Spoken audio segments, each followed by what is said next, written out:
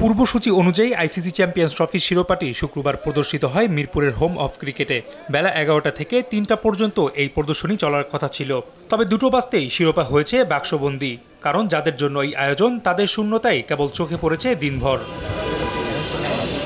মূলত বাংলাদেশ নারী ও পুরুষ দলের সাবেক ও বর্তমান ক্রিকেটার, বোর্ডকর্তা ও সংবাদকর্মীদের জন্য ছিল আজকের আয়োজন।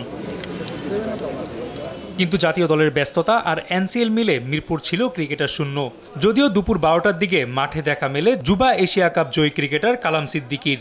সবাই রেস্টে গেছে, আর অনেকে আমাদের প্লেয়ার বিভিন্ন খেলাতে আছে, যেমন এনসিএল-এ আছে, তো এর জন্য আসতে পারিনি। একমাত্র আমি ঢাকায় ছিলাম দেখে আসতে পারছি। বোর্ডকর্তাদের মাঝেও অনেকে অবস্থান করছেন দেশের বাইরে, কেউ বা এনসিএল এর জন্য আছেন সিলেটে। ফলে সংবাদকর্মীরাই ট্রফি প্রদর্শনীর কেন্দ্রবিন্দু ছিলেন আজ, যেন পূরণ করেছেন বাকিদের শূন্যতা।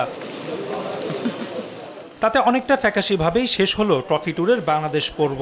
পূর্বসূচি অনুযায়ী এবার দক্ষিণ আফ্রিকা সফর করবে ট্রফিটি।